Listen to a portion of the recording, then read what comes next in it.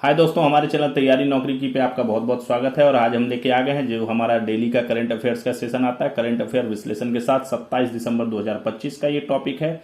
और हमारे चैनल को आप लोग सब्सक्राइब कर दीजिए और अपने दोस्तों को शेयर कीजिए, शेयर विथ फ्रेंड्स, जिससे वे भी इसका लाभ उठा सकें किसी भी एग्जाम के लिए। ये बहुत इंपॉर्टेंट है। इससे आप नोट्स बनाइए और इसका PDF जो है वो आपको लिंक के में जो है इसका डिस्क्रिप्शन में डाला हुआ है टेलीग्राम में, उसका जाके जो है आप वहाँ से PDF भी डाउनलोड कर सकते हैं। तो चलिए हम अपने टॉपिक की शुरुआत करते हैं। देखते हैं हमारा पहला क्वेश्चन क्या है। भारतीय विमानन बाजार में विमानन बाजार जो अपना एयर मार्केट है, ठीक है, एयर मार्केट में प्रतिस्पर्धा बढ़ाने, कंपटीशन बढ़ाने के लिए और सीमित बड़े एयरलाइनों पर निर्भरता कम करने के लिए भारत सरकार ने कितनी नई एयरलाइनों को NOC जारी की है। NOC, no objection certificate, no objection certificate, यानी सरकार को इन कंपनियों को विमान ऑपरेट करने के लिए कोई किसी भी तरह की आपत्ति नहीं है। अनापत्ति प्रमाण पत्र जारी कर दिया गया है। कितनी कंपनियों को दिया है भारत सरकार ने, क्योंकि अभी बहुत लिमिटेड कंपनियां जो है इस मार्केट में हैं, एयरलाइंस बहुत लिमिटेड हैं, जिससे क्या अभी इंडिगो का संकट आया था तो कितनी लोगों को परेशानी होगी। अगर यहाँ पे कई सारे ऑप्शंस होते तो लोग उनसे सफर करते, लेकिन ऑप्शंस की कमी थी। तो अभी सरकार ने इस और कदम बढ़ाते हुए कितनी एयरलाइंस को जो है NOC दे दिया है इस क्षेत्र में आने के लिए। 1, 2, 3, 4 उत्तर है इसका। तीन कंपनियों को जो है अभी भारत सरकार की तरफ से NOC मिल गया है और वो आगे की प्रक्रिया में अब शामिल हो रहे हैं। भारतीय विमानन बाजार में प्रतिस्पर्धा बढ़ाने और सीमित बड़े एयरलाइनों पर निर्भरता कम करने के लिए भारत सरकार ने 3 नई एयरलाइनों को NOC जारी कर दी है। पहला है शंख एयर, उत्तर प्रदेश का है। ये एयरलाइन की 2026 के पहली तिमाही से उड़ानों को शुरू करने की योजना है। शंख एयर उत्तर प्रदेश आधारित है और ये 26 की पहली तिमाही से इसका टारगेट है कि उड़ान शुरू करने का। अल हिंद एयर दूसरा है, केरल के अल हिंद ग्रुप से जुड़ी कंपनी है। छोटे विमानों के जरिए Tier 2 और Tier 3 शहरों को जोड़ने की जो है इनकी योजना है, ठीक है। दूसरा ये था। तीसरा था फ्लाई एक्सप्रेस। फ्लाई एक्सप्रेस नाम से ये कार्गो और लॉजिस्टिक्स से संबंधित कंपनी है और पैसेंजर उड़ानों के साथ साथ कार्गो क्षमता को बढ़ाने में भी ये कार्य करेगी। वर्तमान में भारत में 9 नियमित घरेलू विमानन कंपनियां सेवा दे रही हैं। 9 कंपनियां भी 9 जो है घरेलू विमान कंपनियां जो है वो काम कर रही हैं। एयर इंडिया हो गया, एयर इंडिया एक्सप्रेस हो गया, इंडिगो हो गया जिसकी अभी विमान संकट आया था, अलायंस एयर हो गया, आकाशा एयर हो गया, स्पाइस जेट हो गया, स्टार एयर हो गया, फ्लाई 91 और इंडिया 1 एयर। ये 9 जो है अभी वर्किंग है, काम कर रही हैं। 3 और आ जाएंगी तो 9, 3, 12 हो जाएंगी अगर ये तीनों जो है अपनी उड़ान सेवा चालू कर देती हैं। दूसरा क्वेश्चन, 25 दिसंबर 2025 को भारतीय संविधान के किस भाषा में अनुवादित संस्करण को पहली बार जारी किया गया।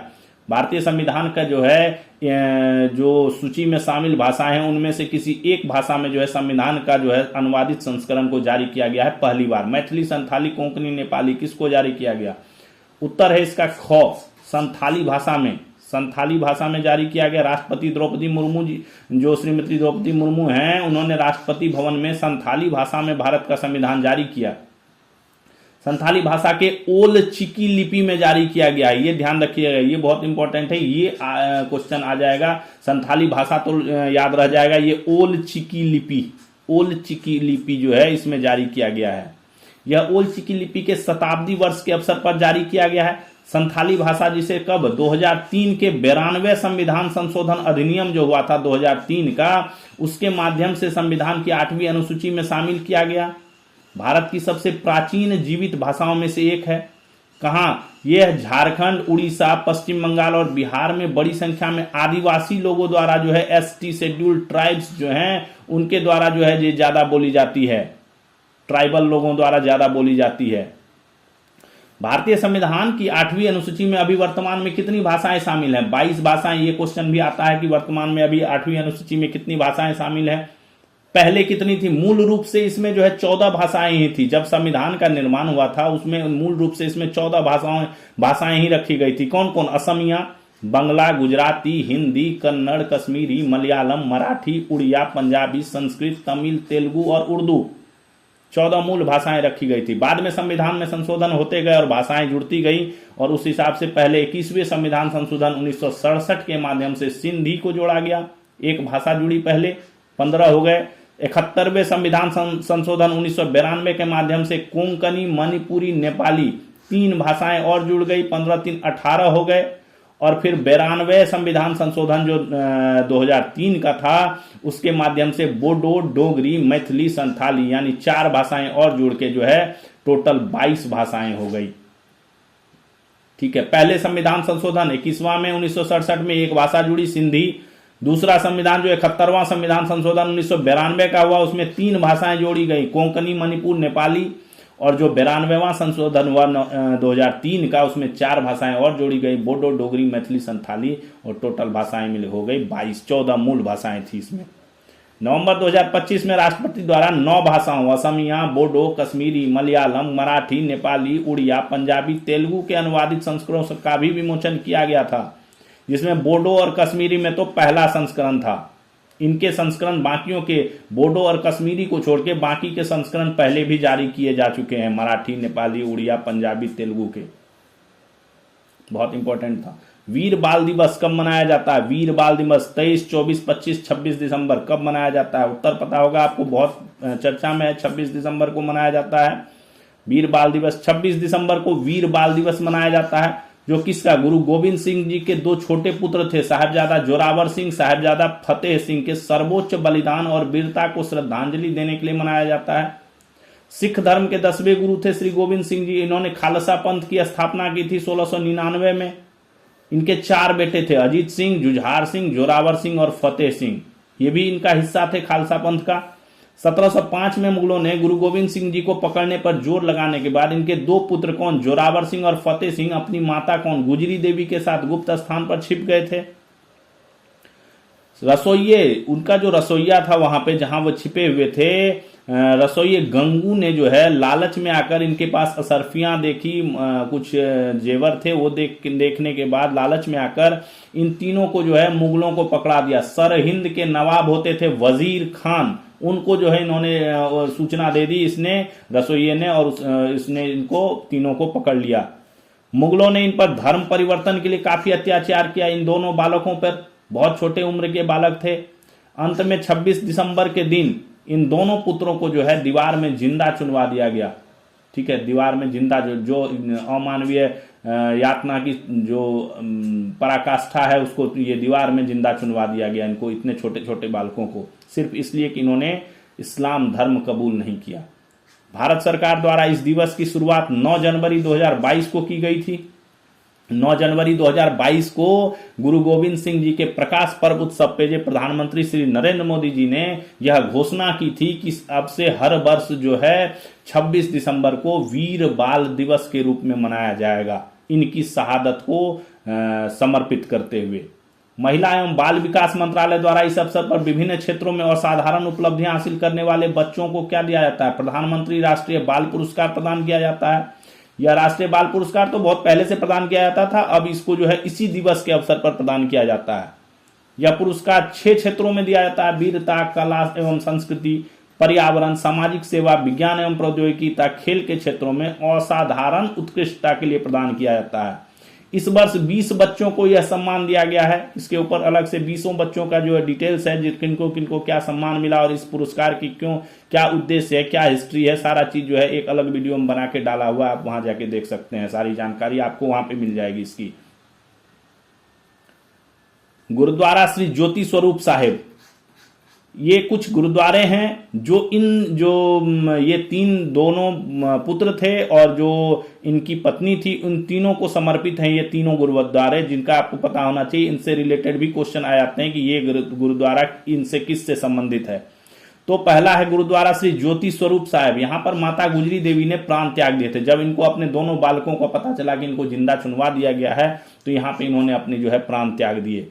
गुरुद्वारा श्री भौरा साहब, यहाँ पे दोनों साहबजादों को दीवार में जिंदा चुनवा दिया गया था। भौरा का मतलब होता है तह खाना, ठीक है। यहाँ पे इनको जिंदा चुनवा दिया गया था, वही जगह पे, वहां पे अभी गुरुद्वारा श्री भौरा साहिब के नाम से बना हुआ है।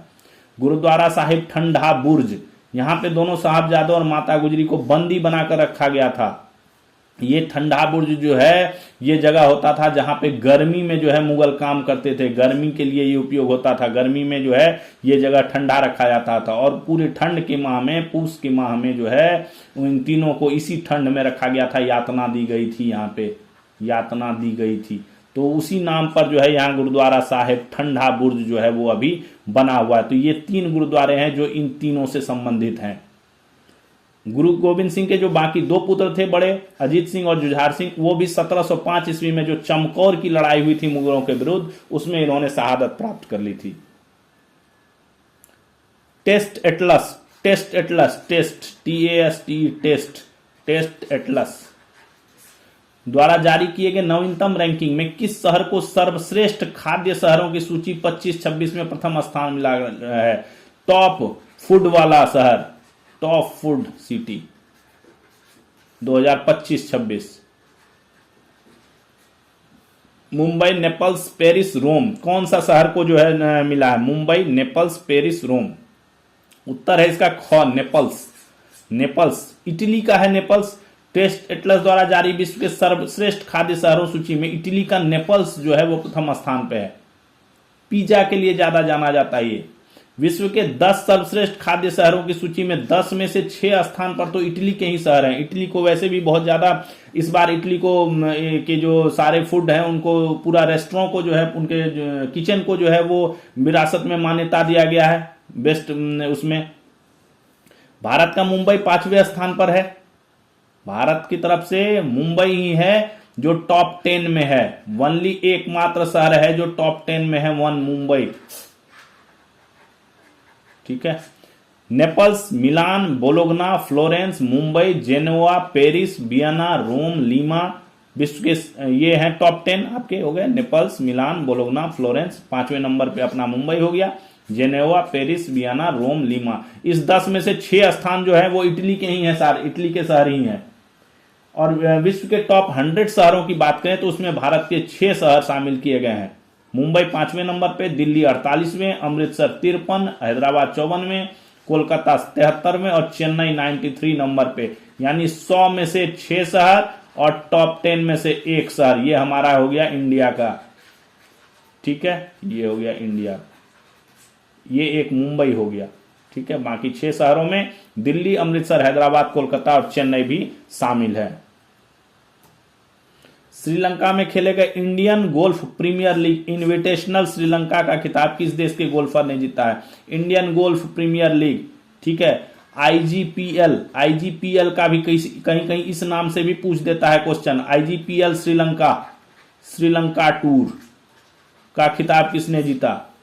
तो भारत, श्रीलंका, बांग्लादेश, जापान। किसने जीता? तो ये भारत के गोल्फर है, बहुत प्रसिद्ध गोल्फर जीव मिल्खा सिंह।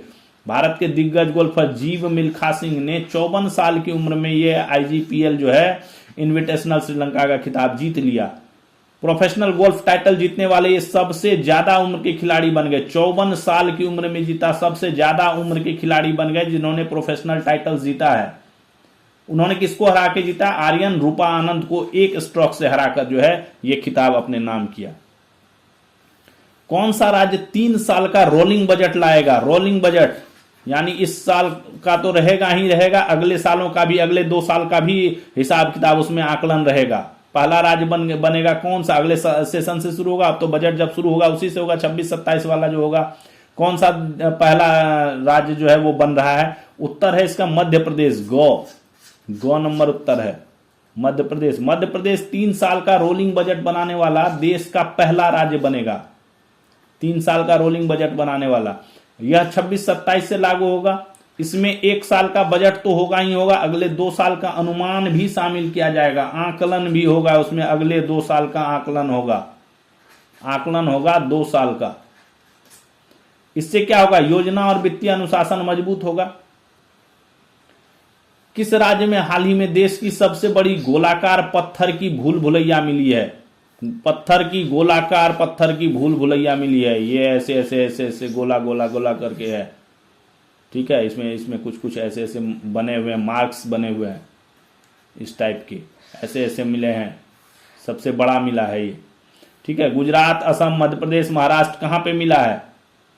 तो ये उत्तर है घ, महाराष्ट्र में मिला है ये, महाराष्ट्र में। महाराष्ट्र का जो सोलापुर है वहां पे मिला है। महाराष्ट्र के सोलापुर में एक महत्वपूर्ण खोज के तहत देश की सबसे बड़ी गोलाकार पत्थर की भूल भुलैया मिली है। ये देखिए, ये है पत्थर की भूल भुलैया, ये है ना, गोल गोल हो रखा है ना ये सारा, ये पूरा गोल गोल ये ठीक है, ये है पत्थर की भूल भुलैया। ये इसमें पत्थर के 15 घेरे हैं, जो पहले मिले 11 घेरों से ज्यादा है। पहले 11 घेरे वाला मिला था। यह किस काल का है? सातवाहन काल का। लगभग 1 से 3 शताब्दी ईस्वी के दौरान रोमन व्यापारियों के साथ व्यापार और संस्कृति के मजबूत संबंध को दर्शाता है। यह क्या कहता है? भूमध्य सागर से भारतीय उपमहाद्वीप तक का मार्ग को दर्शाता है।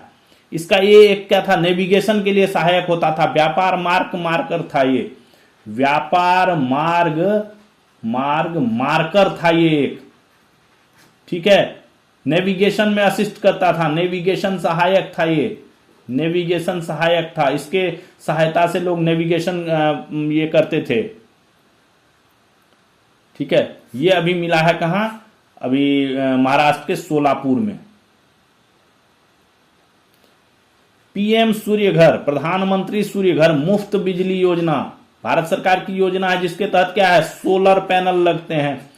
सोलर पैनल लगते हैं। कहां पे लगता है? रूफटॉप पे, रूफटॉप पे, घरों के रूफटॉप पे सोलर पैनल लगाए जाते हैं। तो किस राज्य ने इस योजना के तहत सर्वाधिक घरों में रूफटॉप सोलर लगाया है? गुजरात, महाराष्ट्र, उत्तर प्रदेश, केरल। गुजरात इनमें सबसे आगे है। गुजरात ने जो है लगभग 25% से ज्यादा गुजरात का ही हिस्सेदारी है इसमें। फरवरी 24 में शुरू किया गया था ये पीएम सूर्य घर मुफ्त बिजली योजना। इसके तहत गुजरात ने रूफटॉप सोलर में सर्वाधिक 1879 मेगावाट की क्षमता स्थापित कर ली है। 5 लाख से ज्यादा घरों में इसने सोलर टॉप लगा दिए हैं, जो कि सभी राज्यों के योगदान का कितना? 25.3% है। अगर 100% की बात करें तो 25.3% अकेले सिर्फ गुजरात ने लगा दिया है, बाकी में सभी हैं। इससे मार्च 27 तक 10 लाख घरों में सोलर लगाने के लक्ष्य का इसने टारगेट रखा था। मार्च 2027 तक 10 लाख घरों में सोलर लगा देंगे, और उसमें से 50% इसका पूरा हो गया, 5 लाख में इन्होंने लगा दिया है। इस योजना के तहत देश में अब तक 19.45 लाख रूफटॉप सोलर लगे हैं। टोटल की अगर बात करें तो पूरे देश में 19.45 लाख जो है सोलर रूफटॉप सोलर जो है वो लग गए हैं। और 26-27 तक जो टारगेट है भारत सरकार का, वो 1 करोड़ घरों में सोलर लगाने का टारगेट है। महाराष्ट्र 18.7% है, उत्तर प्रदेश उसके बाद 15.5%, केरल 8.7%, राजस्थान 5.6% और अन्य राज्य मिलाकर 26% में है, सारे बाकी राज्य मिलाकर के, ठीक है। तो एक गुजरात हो गया, महाराष्ट्र 2, 3, 4, 5 राज्य मिलाकर के इधर 75% में है, लगभग 75-76% में। और बाकी जो है इधर जो 23 राज्य हैं, 23 राज्य और जो 8 केंद्र शासित प्रदेश हैं, वो सभी मिलाकर बाकी 26% में है। भारत के तीनों सेना के विंग्स में उपलब्ध वर्तमान सुपरसोनिक ब्रह्मोस क्रूज में, ब्रह्मोस क्रूज सुपरसोनिक मिसाइल है ये। इसकी रेंज कितनी है? 100 किलोमीटर, 200 किलोमीटर, 300 किलोमीटर, 500 किलोमीटर, कितनी रेंज है अभी जो वर्तमान में उपलब्ध है भारतीय सेना के पास? तीनों सेनाओं में शामिल किया गया है इसको, तीनों सेना के पास दिया गया है 100, 200, 300, 500। उत्तर है 300 किलोमीटर रेंज वाला ब्रह्मोस अभी हमारे पास उपलब्ध है। ऑपरेशन सिंदूर के दौरान इसकी काफी चर्चा हुई। पाकिस्तान के 6 एयरबेस तबाह कर अंतर्राष्ट्रीय सुर्खियों में आई भारत की सुपरसोनिक ब्रह्मोस क्रूज मिसाइल वर्तमान रेंज कितनी है? 300 किलोमीटर है। अब इसके नए वर्जन तैयार किए जा रहे हैं, जिसके तहत कितना इसको जो रेंज है इसको बढ़ा करके 450 किलोमीटर से 800 किलोमीटर तक करने का जो है टारगेट है। यह मिसाइल भारत के डीआरडीओ और रूस द्वारा संयुक्त रूप से विकसित एक सुपरसोनिक क्रूज मिसाइल है। भारत का डीआरडीओ और रूस ने मिलकर बनाया था इसको। नाम इसका किस पे दिया गया? भारत का जो ब्रह्मपुत्र नदी है और रूस का मोस्कवा नदी है, दोनों के नाम पे दिया गया। ब्रह्मपुत्र से BRAH लिया गया और मोस्कवा का जो है MOS लिया गया, तो ब्रह्मोस बन गया। यह जमीन, समुद्र, हवा, पनडुब्बी से लॉन्च की जा सकती है। कहीं से भी जमीन से लॉन्च हो सकती है, समुद्र में से लॉन्च हो सकती है, एयर से लॉन्च हो सकती है, पनडुब्बियों पर से लॉन्च हो सकती है। इसीलिए तीनों सेनाओं को यह दिया गया है। इंडियन आर्मी, नेवी, एयरफोर्स तीनों को दिया गया है। दुनिया के सबसे तेज मिसाइलों में से एक है। यह दागो और भूल जाओ तकनीक पर मैक 3.0 गति से जो है हमला करती है। यह भी क्वेश्चन आ सकता है, दागो और भूल जाओ तकनीक पर कैसे कौन सा मिसाइल काम करता है हमारा। कम ऊंचाई पर उड़ने के कारण दुश्मन के रडार इसे पकड़ नहीं पाते। लो फ्लाइंग ऑब्जेक्ट्स जो है ये, इसीलिए इसको क्या करता है, जो रडार है वो पकड़ नहीं पाता है, इसीलिए इजीली ये दुश्मन के टारगेट को नष्ट कर देता है। 2016 में BrahMos aerospace missile technology control regime का सदस्य बना था। इसमें 35 सदस्य देश हैं। ये जो aerospace missile technology control regime है, इसमें 33 सदस्य देश हैं। ठीक है,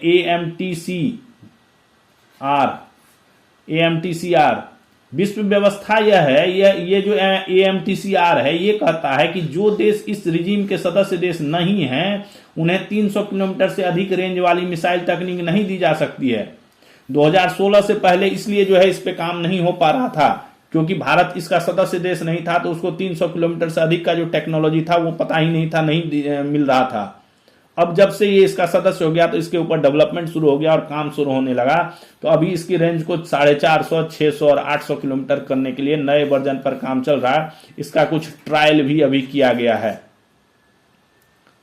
ठीक है, वायुसेना के लिए इस मिसाइल का वजन 3 टन से बढ़ाकर 2.5 टन किया जा रहा है। वायुसेना के लिए, नौसेना और जो आर्मी है उसके लिए नहीं। ठीक है, उसके लिए तो 3 टन ही रहेगा। वायुसेना के लिए इसका जो है वजन भी घटाया जा रहा है, 2.5 टन किया जा रहा है वायु एयरफोर्स के लिए। ठीक है, तो भारत काफी ज्यादा अभी एक्टिव हो रखा है इन सब चीजों में। अभी 1-2 दिन पहले अपना उसकी भी आकाश नेक्स्ट भी बन रहा है, आकाश NG, इसकी भी तैयारी चल रही है। निम्नलिखित में से कौन सी हिंदी फिल्म सर्वाधिक कमाई करने वाली सिनेमा इतिहास की पहली फिल्म बन गई है? हिंदी फिल्म की बात हो रही है, सिर्फ हिंदी फिल्म की। जवान, धुरंधर, छावा, स्त्री 2। उत्तर है, पता ही होगा आपको, धुरंधर। आदित्य धर इसके डायरेक्टर हैं। आदित्य धर निर्देशित फिल्म है। 600 करोड़ रुपए से अधिक की कमाई करने वाली सिनेमा इतिहास की पहली हिंदी फिल्म बन गई है। 5 दिसंबर 25 को रिलीज हुई इस फिल्म ने 21 दिनों में 605 करोड़ से ज्यादा की कमाई कर ली है और अभी तक जो है ये चल ही रही है।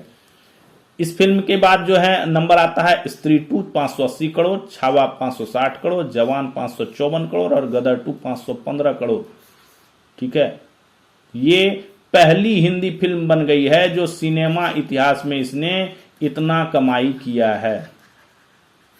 ठीक है, पुष्पा 2 थी, उसने 750 करोड़ की कमाई की थी हिंदी वर्सन में, लेकिन वो क्या था, तमिल का डब था, तमिल का डब वर्सन था, डब वर्सन, हिंदी में उसको अनुवादित वर्सन था ये। कांकरिया कार्निवल किस शहर में आयोजित किया जाता है? कांकरिया कार्निवल, ठीक है, किस शहर में? अहमदाबाद, जयपुर, चंडीगढ़, नई दिल्ली। कांकरिया से ही, नाम से ही आपको पता चल गया होगा, अहमदाबाद में होता है ये। अहमदाबाद, गुजरात के अहमदाबाद में, गुजरात के अहमदाबाद में 25 दिसंबर से शुरू होता है, 31 दिसंबर तक चलता है कांकरिया कार्निवल। इस साल आयोजन के दौरान आने वाले इस साल खासियत क्या रखी गई है, इस कार्यक्रम में जो भी इस आयोजन में आएगा उसको सरकार की तरफ से ही हर नागरिक को जो है 10 लाख रुपए का बीमा कवर दिया जाएगा। यानी अगर उसमें सम्मिलित होता है, अगर उसमें कोई घटना होती है, उसको 10 लाख रुपए का बीमा कवरेज जो है दिया जाएगा, सहायता दी जाएगी। कार्निवल में देश के 20 राज्यों की सांस्कृतिक झलकियां प्रस्तुत की जा रही है। कांकरिया झील है यहाँ पे जो 600 साल पुरानी है। इसका निर्माण सुल्तान महमूद बेगड़ा ने 1451 में कराया था और उसी के चारों ओर इस कार्निवल का जो है आयोजन किया जाता है। कांकरिया झील के चारों ओर, इसको चारों ओर सजाया भी जाता है अच्छे से। अगला क्वेश्चन, किस शहर में दक्षिण कोरिया की महारानी हो वांग ओक की प्रतिमा स्थापित की गई है? दक्षिण कोरिया साउथ कोरिया की है, साउथ कोरिया। हो वांग ओक, अहमदाबाद, अयोध्या, पटना, हावड़ा। हावड़ा, आकार छूट गया है इसका, तो उत्तर है इसका ख, अयोध्या में, उत्तर प्रदेश के अयोध्या में जो है कोरिया की महारानी हो वांग ओक की कांस्य प्रतिमा का अनावरण किया गया, जो भारत और दक्षिण कोरिया के सदियों पुराने रिश्तों के बारे में बताती है। कहानी क्या है? कहानी के अनुसार अयोध्या की राजकुमारी सूरी रत्ना थी, वो करीब 2000 साल पहले सन 48 ईस्वी में समुद्र मार्ग से कोरिया गई थी और वहां उन्होंने प्राचीन गया साम्राज्य जो था उसके संस्थापक थे राजा किम सुरो, उनसे विवाह कर लिया और वहां पे बस गई है। महारानी हो वांग ओक के नाम से जानी जाने लगी। उसी के लिए जो है उत्तर प्रदेश के अयोध्या में उन्हीं का जो है कांस्य प्रतिमा का जो है अनावरण किया गया है। भारत में 2 अंतर्राष्ट्रीय हवाई अड्डों वाला पहला महानगर कौन है? 2 इंटरनेशनल एयरपोर्ट हो गए, इंटरनेशनल एयरपोर्ट यहां पे हो गए। पहला महानगर हो गया जिसके पास 2 इंटरनेशनल एयरपोर्ट, नई दिल्ली, मुंबई, हैदराबाद, कोलकाता। उत्तर है ख मुंबई और नवी मुंबई। 25 दिसंबर को नवी मुंबई में इंटरनेशनल एयरपोर्ट का जो है कॉमर्शियल शुरू हो गया। मुंबई भारत में 2 अंतर्राष्ट्रीय हवाई अड्डों वाला पहला महानगर बन गया है। यह भारत की सबसे बड़ी ग्रीनफील्ड हवाई परियोजनाओं में से एक है। इसके साथ ही यह महानगर लंदन, न्यूयॉर्क, मॉस्को, टोक्यो और शंघाई जैसे वैश्विक विमानन शहरों की श्रेणी में शामिल हो गया है। ठीक है। किस राज्य में सबसे पहले बच्चों को स्कूल में मिड डे मील के साथ साथ सुबह के समय पौष्टिक नाश्ता देने की शुरुआत की गई थी और उसके सफल परिणामों के तहत इसे पूरे देश के सरकारी स्कूलों में लागू करने की योजना है? किस राज्य ने सबसे पहले जो है मिड डे मील तो चलता ही था, दोपहर का जो भोजन बच्चों को सरकारी स्कूल में बच्चों को 8वीं क्लास तक के बच्चों को जो दिया जाता है मिड डे मील, उसके साथ साथ जो है सुबह का नाश्ता भी देने की शुरुआत की गई थी और उसके जब परिणाम आए हैं वो काफी सफल रहे। विद्यार्थियों की उपस्थिति की संख्या बढ़ी, विद्यार्थी स्कूल ज्यादा आना लगे, विद्यार्थियों ने जो है उसके बाद पढ़ाई में भी विशेष ध्यान दिया, तो उसके रिजल्ट को अब पूरे देश के सभी सरकारी स्कूलों में लागू करने की योजना बनाई जा रही है। तो कहां पे पहले शुरुआत की गई थी? गुजरात, असम, बिहार, उत्तर प्रदेश। तो गुजरात में सबसे पहले यह शुरू किया गया। स्कूली बच्चों को पर्याप्त पोषण मुहैया कराने की मुहिम में दोपहर के भोजन के साथ उन्हें सुबह के समय पौष्टिक नाश्ता देने के पहल की शुरुआत कहां? गुजरात से हुई। गुजरात के बाद कर्नाटक में भी शुरू किया गया। 2 राज्यों में शुरू किया गया, गुजरात और उसके बाद कर्नाटक में शुरू किया गया। इन दोनों राज्यों का जो परिणाम आया उसको देखते हुए केंद्र सरकार ने पीएम पोषण से जुड़ी बैठक में इसे अन्य राज्यों के साथ साझा करने का निर्देश दिया है। दोपहर के भोजन के साथ सुबह का नाश्ता की पहल नई जो एजुकेशनल पॉलिसी थी उसके सिफारिश के तहत की गई थी। जो न्यू एजुकेशनल पॉलिसी आई थी, एनईपी आई थी, उसके अनुसार जो है कहा गया था कि बच्चों को जो है ये दोपहर का भोजन के साथ साथ सुबह का नाश्ता भी प्रोवाइड करा जाए। उसमें एक जो रिसर्च किया गया था उसके अनुसार कहा गया था कि मैक्सिमम बच्चे जो है वो सुबह का नाश्ता करके नहीं आते हैं, जिससे उनको पहले पढ़ने में मन नहीं लगता है। और यह देखा गया अध्ययन में, रिसर्च में, कि नाश्ता करने के बाद उनकी पढ़ने के प्रति जो लगाव है उसमें बड़ी वृद्धि हुई। ठीक है। तो गुजरात और कर्नाटक ने पीपी मॉडल पर जो है पब्लिक प्राइवेट पार्टनरशिप मॉडल पर सामाजिक क्षेत्रों से जुड़े कई फाउंडेशन के सहयोग से इसे शुरू किया और इसके परिणाम काफी अच्छे आए, उपस्थिति में वृद्धि हुई। देश में अभी 25 करोड़ स्कूली बच्चे हैं, देश में अभी 25 करोड़ हैं और 8वीं तक के बच्चों को दोपहर का भोजन दिया जाता है। मिड डे मील जो एमडीएम है, मिड डे मील योजना, इसकी शुरुआत 15 अगस्त 1995 को की गई थी। 15 अगस्त 1995 को। और 15 अगस्त 1905 जब इसकी शुरू की गई थी तब यहां पे सूखा आहार दिया जाता था। सूखा आहार में सिर्फ गेहूं या चावल सूखा दिया जाता था, बना के नहीं दिया जाता था। 2001 में सर्वोच्च न्यायालय के आदेश के बाद यह योजना सभी राज्यों में अनिवार्य कर दी गई और उसके बाद बना हुआ भोजन दिया जाने लगा। बना हुआ भोजन। ठीक है।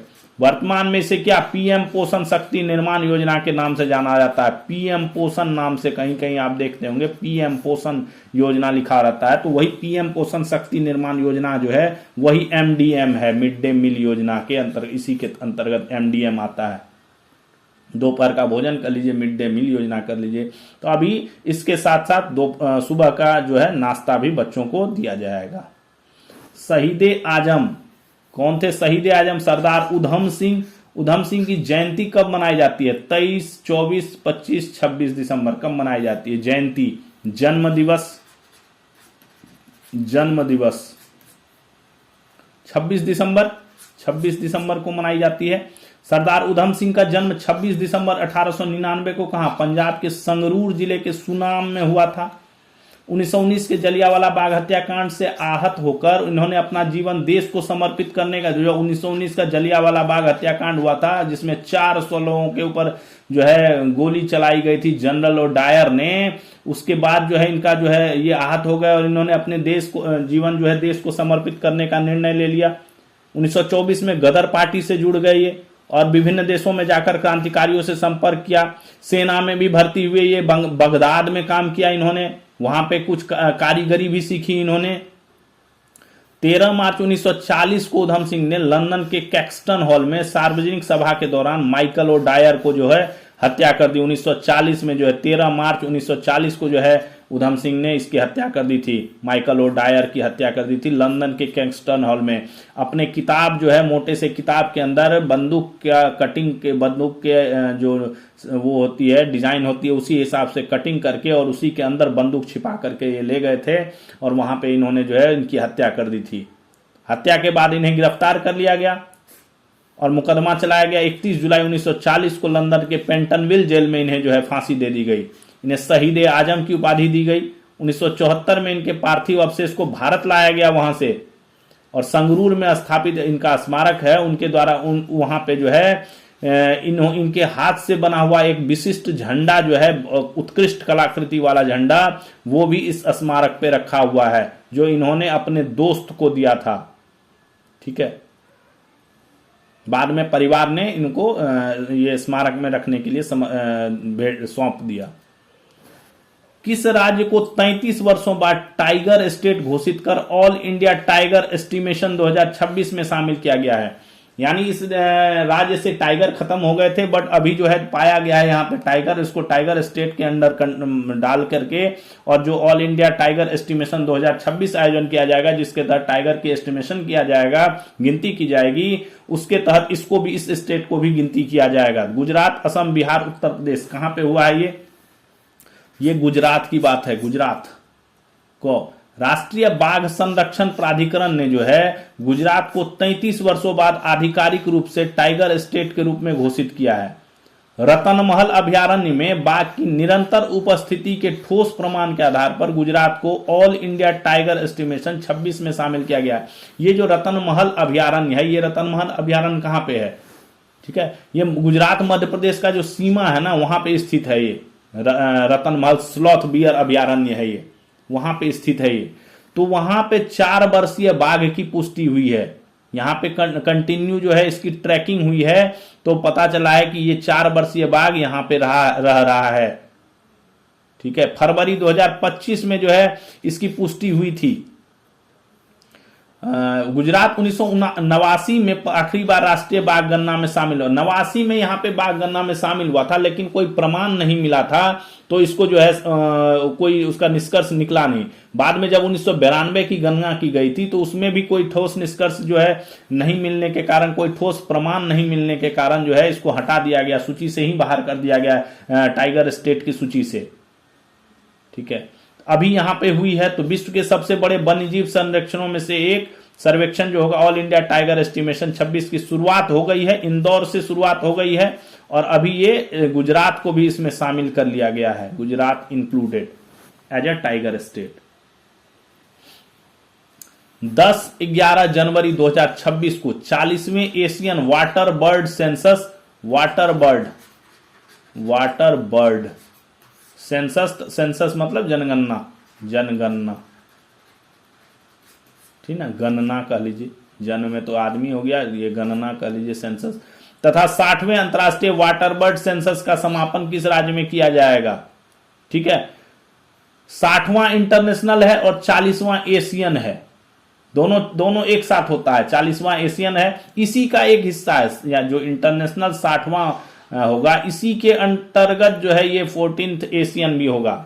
तो इसका समापन कहां पे इसका फाइनलाइज किया जाएगा? नागालैंड, आंध्र प्रदेश, कर्नाटक, तेलंगाना। उत्तर इसका है आंध्र प्रदेश, गोदावरी मुहाना में। 40वां एशियन वाटर बर्ड सेंसस था 60वां अंतर्राष्ट्रीय वाटर बर्ड सेंसस का आयोजन 10-11 जनवरी किया जाएगा। जनगणना गोदावरी मोहाना, जिसमें आंध्र प्रदेश का जैव विविधता से समृद्ध कोरिंगा वन्यजीव अभयारण्य भी है, में संपन्न होगा। यहां पे कोरिंगा वन्यजीव अभयारण्य है।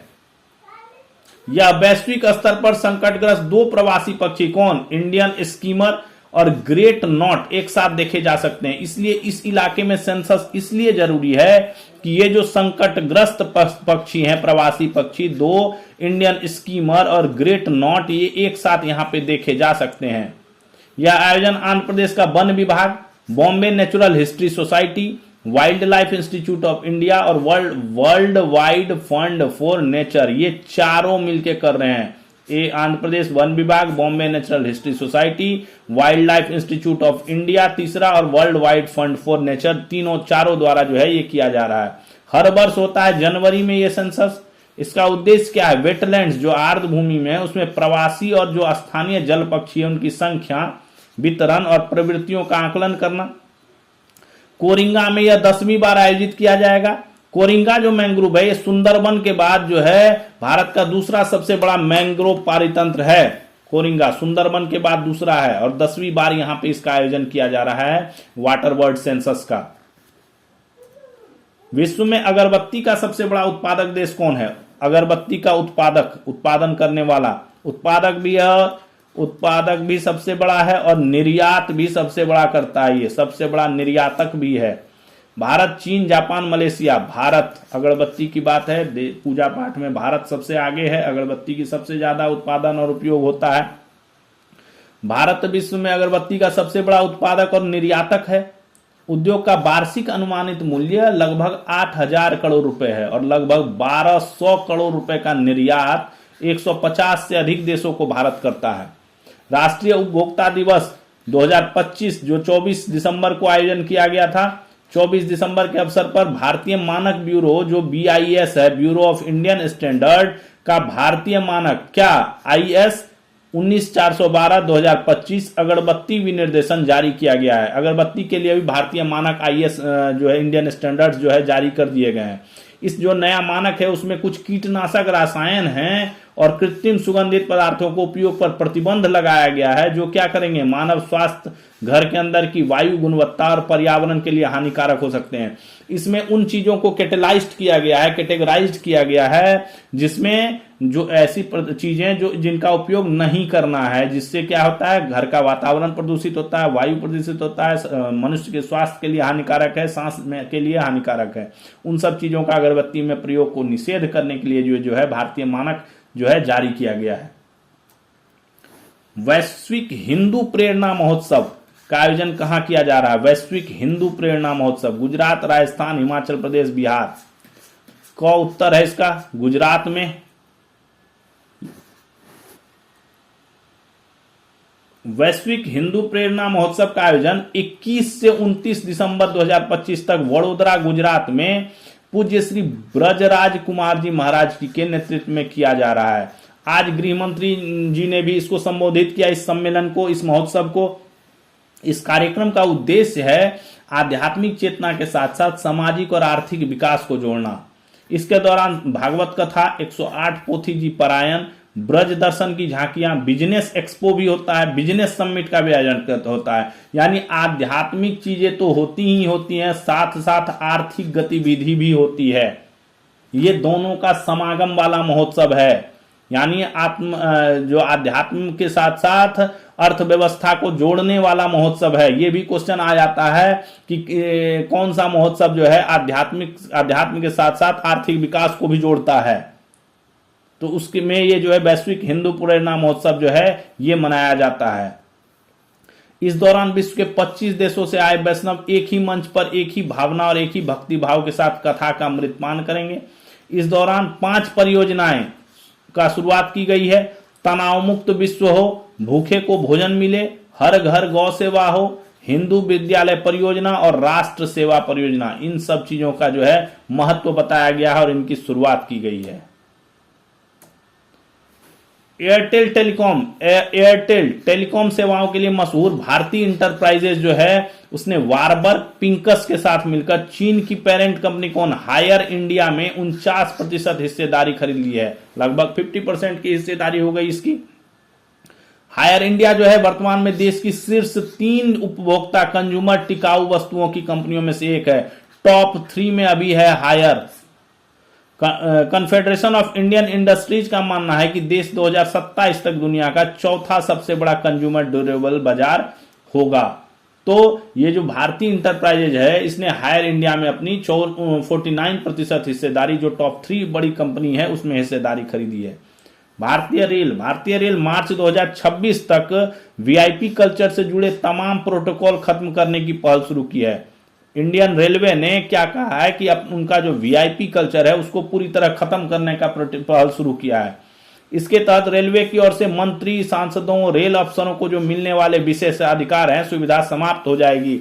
जो रेलवे मंत्रियों को, सांसदों को, रेल अफसरों को जो सुविधाएं देता है उनको समाप्त कर दिया जाएगा। ठीक है, जैसे मंत्रियों को कोटा दिया जाता है, सांसदों को कोटा दिया जाता है, कोई बड़े अफसर आते हैं तो उनके लिए खड़ा रहना पड़ता है। जो रेलवे के बड़े अधिकारी हों उनके यहाँ जूनियर कर्मचारी काम करते हैं, उन सबको समाप्त करने की व्यवस्था की गई है। तो ये भारतीय रेलवे के द्वारा पहल की गई है विशेषाधिकार सुविधा को खत्म करने के लिए। आरबीआई ने रुपये की बढ़ती अस्थिरता और बैंकिंग सिस्टम में नकदी की कमी को देखते हुए 13 जनवरी 26 को लगभग 90,000 करोड़ रुपए के डॉलर और भारतीय रुपए में क्रय बिक्री करने का स्वैप ऑपरेशन आयोजन करने का ऐलान किया है। ये क्या स्वैप ऑपरेशन करेगा? ठीक है, ये क्या 3 साल की अवधि का स्वैप होगा, यानी अभी बैंक आरबीआई को डॉलर बेचेंगे। बैंक किसको देगा? बैंक डॉलर देगा। डॉलर देगा किसको? आरबीआई को। 3 साल बाद क्या होगा? बैंक जो है, बैंक वापस जो है रुपया दे देगा। ठीक है, और डॉलर वापस, डॉलर रिटर्न ले लेगा। किससे? आरबीआई से। ठीक है, बैंक आरबीआई को अभी डॉलर देगा और बदले में आरबीआई क्या देगा? रुपया देगा। और बैंक बाद में जब 3 साल बीत जाएंगे उसके बाद रुपया वापस करके जो है डॉलर जो है उसको खरीद लेगा। ठीक है, इससे क्या होगा? अभी बैंकों के पास क्या, डॉलर खत्म होकर रुपया ज्यादा आ जाएगा, रुपये का फ्लो बढ़ जाएगा, 90,000 करोड़ रुपए जो है वो बैंकों को दिया जाएगा। तो इससे मार्केट में कैश का फ्लो बढ़ेगा। भारत ने बंगाल की खाड़ी में परमाणु क्षमता वाली K4 बैलिस्टिक मिसाइल का सफल परीक्षण किया है। बंगाल की खाड़ी में K4 बैलिस्टिक मिसाइल है, इसका सफल परीक्षण किया गया है। इस मिसाइल को परमाणु चलित पनडुब्बी INS अरिघात से जो है लॉन्च किया गया। इसकी रेंज 3500 किलोमीटर है। इसका सफल परीक्षण हुआ है। किम्बरली प्रक्रिया काफी चर्चा में है अभी। किम्बरली प्रक्रिया KP पूर्ण बैठक भारत को 1 जनवरी 26 से किम्बरली प्रक्रिया की अध्यक्षता संभालने के लिए चुना गया है। बैठक में जो है भारत को 1 जनवरी 26 से किम्बरली का अध्यक्षता देने के लिए जो है ये बैठक आयोजन किया गया था, उसमें भारत को चुना गया है। किम्बरली प्रक्रिया एक त्रिपक्षीय पहल है जिसमें क्या है, सरकार, अंतर्राष्ट्रीय हीरा उद्योग और नागरिक समाज शामिल है। तीनों इसमें शामिल है। कौन कौन है? गवर्नमेंट होती है, इंटरनेशनल जो क्या नाम है, हीरा उद्योग है, डायमंड उद्योग है, और प्लस जो नागरिक हैं हमारे। ये तीनों का साझा प्रक्रिया है जो किम्बरली। ठीक है, जिसका उद्देश्य क्या है? कच्चे हीरे के व्यापार को रोकना। कच्चा हीरा क्या है? कच्चा हीरा का सबसे ज्यादा व्यापार होता है, उपयोग विद्रोही समूह या उनके सहयोगी क्या करते हैं? उन संघर्षों को वित्त पोषित करने के लिए करते हैं जो संयुक्त राष्ट्र परिषद के प्रस्तावों में वैध सरकारों को कमजोर करते हैं। जो इलीगल धंधे हैं उनको फंडिंग करने के लिए जो है कच्चे हीरे का उपयोग किया जाता है। उसी को रोकने के लिए ये किम्बरले प्रक्रिया जो है ये अपनाई जाती है। भारत 25 से KP अध्यक्ष का पदभार ग्रहण करेगा। पहले भारत उपाध्यक्ष बनेगा, ठीक है, वाइस चेयरमैन बनेगा, और 9 वर्ष में अध्यक्ष चेयरमैन का पद जो है वो ले लेगा। तीसरी बार होगा जब भारत को किम्बरली प्रक्रिया की अध्यक्षता सौंपी जाएगी। संयुक्त राष्ट्र की एक प्रस्तावना के अंतर्गत स्थापित किम्बरली प्रक्रिया प्रमाणन योजना 1 जनवरी 3 को लागू हुई और तब से कच्चे हीरों के व्यापार पर अंकुश लगाने के लिए एक प्रभावी तंत्र के रूप में विकसित हुई है। 1 जनवरी 3 से जो है ये कच्चा हीरा पर अंकुश लगा रहा है, उसके व्यापार पर। इसमें वर्तमान में 60 भागीदार देश हैं, जिसमें यूरोपीय संघ और उसके सदस्य देशों को एक ही भागीदार माना जाता है। केपी के भागीदार मिलकर वैश्विक कच्चे हीरों के व्यापार के 99% से अधिक हिस्से पर कब्जा करते हैं, जिससे यह इस क्षेत्र को नियंत्रित करने वाला सबसे व्यापक अंतर्राष्ट्रीय तंत्र बन जाता है। तो किम्बर्ली प्रक्रिया का जो भारत जो है 1 जनवरी 2026 से अध्यक्ष हो जाएगा तीसरी बार, अभी 25 दिसंबर से उपाध्यक्ष हो गया है। अमेरिका के टेक्सास जो शहर है, न्यूट्रिशन एडवाइजरी कमिटी में भारतीय मूल की डॉक्टर पद्मजा पटेल को नियुक्त किया गया है। टेक्सास न्यूट्रिशनल एडवाइजरी कमिटी में यह कमिटी राज्य सरकार को डाइट और न्यूट्रिशन से जुड़ी नीतियों पर सलाह देती है। असम की 12 लाख की आबादी वाला कौन? कार्बी आंगलोंग क्षेत्र चर्चा में है, अभी हिंसा हुई है यहां पे काफी। कार्बी आंगलोंग क्षेत्र भारतीय संविधान की 6ठी अनुसूची के तहत गठित एक स्वायत्त क्षेत्र है। यहाँ की जमीन कार्बी आदिवासियों के लिए आरक्षित है। इस जाति के संगठनों का भी दावा है कि जो 7184 बीघा जमीन है, उसको जो संरक्षित जमीन है उससे अधिक उस पर जो है बिहार, यूपी और नेपाल के लोगों ने कब्जा कर लिया है और यही बाहरी लोग जो है इस पे रह रहे हैं। उसी के विरुद्ध जो है आंदोलन किया गया और वहां पे इसी के दौरान काफी हिंसा भड़की है। चीन की एक कंपनी है यूबी टेक, ये जो है वियतनाम सीमा पर इंसान की शक्ल वाले ह्यूमनॉइड्स जो है वो लगा रहे हैं। ये क्या करेंगे? सीमा पर सीमा की सुरक्षा करेंगे, जो वाहन है उनकी जांच करेंगे, लोगों के आने जाने का ध्यान रखेंगे और जैसे ह्यूमन काम करते हैं, बॉर्डर की रक्षा करते हैं, बॉर्डर डिफेंस करते हैं, उसी तरह ये भी बॉर्डर डिफेंस करेंगे। अमेरिकी टेक दिग्गज कौन? एनवीडिया अमेरिकी कंपनी है। एआई चिप स्टार्टअप ग्रॉक की अधिकांश संपत्ति $20 अरब यानी 1.8 लाख करोड़ में खरीद लिया है। एनवीडिया ने ग्रॉक की जो है संपत्ति को जो है लगभग पूरी संपत्ति को खरीद लिया, सिर्फ इसकी क्लाउड सेवाओं को छोड़कर बाकी सारी संपत्ति जो है इसने खरीद लिया है।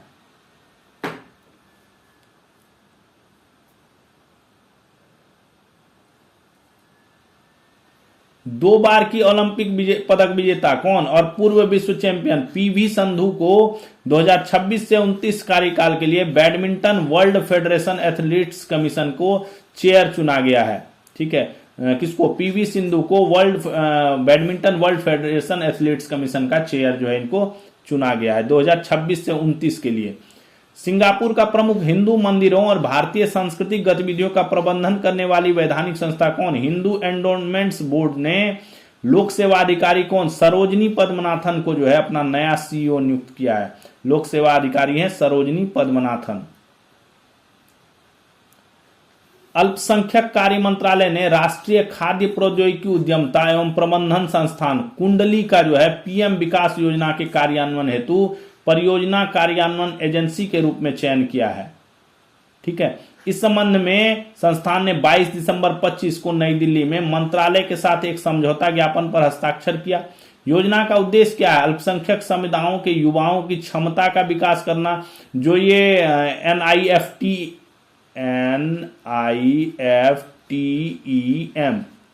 ठीक है, जो ये निफ्टेम है, इसके अंतर्गत इन्हें आवश्यकता आधारित पाठ्यक्रमों में कौशल प्रशिक्षण स्किल डेवलपमेंट किया जाएगा। उनके लिए रोजगार आजीविका के अवसर सुनिश्चित किए जाएंगे और इस परियोजना के अंतर्गत निफ्टेम के 4 राज्य झारखंड, बिहार, पंजाब और हरियाणा में 7 स्थलों पर 3 श्रेणियों बहुकुशल तकनीशियन, श्री अन्न उत्पाद प्रसंस्करण और सहायक बैंकिंग तकनीशियन के तहत अल्पसंख्यक समुदाय के कुल 2110 लाभार्थियों को प्रशिक्षित किया जाएगा।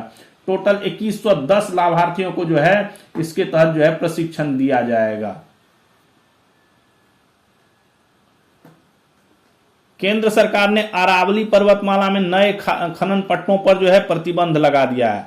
नए खनन पट्टों पर अभी जो अरावली काफी दिनों से चर्चा में रहा, इस पर जो है ये हुआ था, जो सुप्रीम कोर्ट ने कहा था कि 100 फीट से जो कम के हैं उनको पहाड़ की श्रृंखला में गिनती नहीं किया जाएगा। उस पर जो है अभी खनन पर जो है नए खनन पट्टों पर जो है रोक लगा दिया गया है। अभी कोई भी नया खनन पट्टा जारी नहीं किया जाएगा। तो ये था हमारा आज का सेशन। आपको आज का सेशन कैसा लगा प्लीज कमेंट करें और इसको अपने दोस्तों के साथ शेयर करें। आप चैनल को लाइक और सब्सक्राइब करें और फिर हम कल नए सेशन के साथ मिलेंगे। अपनी तैयारी को इसी तरह जारी रखिए बेहतरीन तरीके से और हमारी टीम आपको जो है इसमें मदद करती रहेगी। थैंक्स फॉर वॉचिंग तैयारी नौकरी की। कल फिर मिलेंगे हम नए सेशन के साथ, नए टॉपिक्स के साथ, नए करंट अफेयर्स के साथ। तब तक के लिए जय हिंद।